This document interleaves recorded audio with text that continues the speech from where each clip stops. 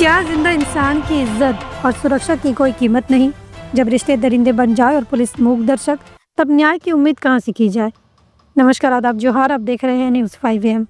जमशेदपुर के जुगसलाई थाना क्षेत्र से एक ऐसी सी सनसनीखेज घटना सामने आई है जो न सिर्फ मानवता को शर्मसार करती है बल्कि सिस्टम की खामोश क्रूरता पर भी बड़े सवाल खड़ा करती है। नाजिया परवीन पत्नी स्वर्गीय सरफराज गुल जुगसलाई के पंछी मोहल्ला निवासी अपने 12 वर्षीय बेटी के साथ न सिर्फ सामाजिक अत्याचार झेल रही है बल्कि पारिवारिक शोषण की शिकार भी बन चुकी है। उनके पति की मौत 2018 में हो चुकी है, लेकिन उसके बाद से उनका जीवन नर्क बन चुका है। उनका आरोप है कि सास सुरैया बीबी और दोनों जेठ मिराज गुल उर्फ जमशेद एवं सरताज गुल मिलकर उनके पति की संपत्ति हड़पना चाहते हैं। लेकिन हद तो तब हो गई जब उनके जेठों ने रात में दीवार फांद कर जबरन अवैध संबंध बनाने की कोशिश की। नाजिया का दावा है कि घटनाओं में सास की भी मिलीभगत है। उनके विरोध करने पर गाली गलौज, मारपीट, यहाँ तक कि एक मौलवी को बुलवाकर झाड़ फूंक कर ढोंग रचाया गया ताकि उन्हें मानसिक रूप से तोड़ा जा सके।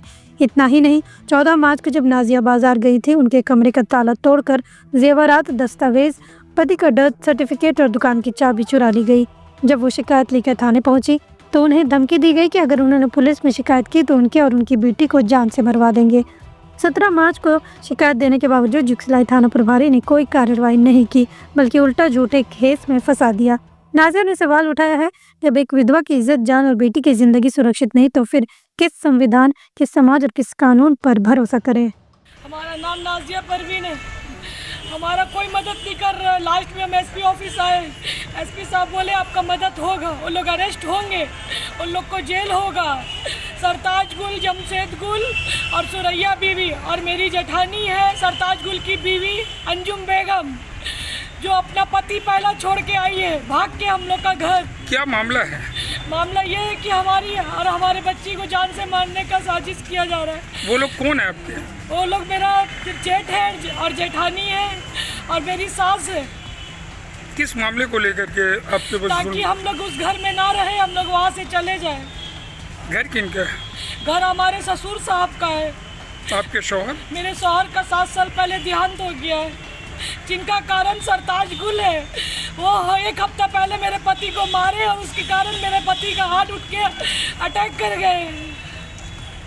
क्या बोले एसपी साहब? एसपी साहब बोले हैं वो लोग अरेस्ट होगा, आपका हम लोग मदद करेंगे। कहाँ रहती हैं? हम जुगसलाई में रहते हैं, पंछी मोहल्ला, पुरानी बस्ती रोड। आपके औलाद कितने हैं? हमारी एक बच्ची है 12 साल की, जिसको कल सरताज गुल हद पार कर दिए है, हम लोग को मारने के लिए दौड़ाए हैं। वहाँ फुटेज लगा है, आप लोग फुटेज देखिए। मेरी बच्ची बेहोश हो गई है। मेरी बच्ची को हम लोग डॉक्टर के पास लेके गए, वो कुछ ना खा रही है ना कुछ पी रही है, जिसके कारण वो डिप्रेशन में चली गई है। मेरी बच्ची को कुछ हो जाएगा तो हम आत्महत्या कर लेंगे, हम मर जाएंगे, हम मर जाएंगे। मेरी बच्ची को अगर कुछ हो जाएगा तो। ये मामला न सिर्फ एक अकेली महिला की लड़ाई की है बल्कि समाज में छुपे उन क्रूर चेहरों की पहचान है जो रिश्तों की आड़ में हैवानियत करते हैं। जब प्रशासन मूक बना हो और न्याय व्यवस्था तक पहुंच बंद कर दी जाए तो सवाल उठता है, क्या कानून सिर्फ अमीरों और रसूखदारों के लिए है या एक विधवा और उसकी बेटी के लिए भी कहीं कोई दरवाज़ा खुला है? अगर आपके आसपास भी कोई नाजिया है तो चुप मत रहिए, आवाज़ उठाइए, क्योंकि चुप्पी अगली बारी आपकी बना सकती है। जागिए, सवाल कीजिए और आवाज़ बनिए, क्योंकि न्याय मांगने से नहीं, छीनने से मिलता है।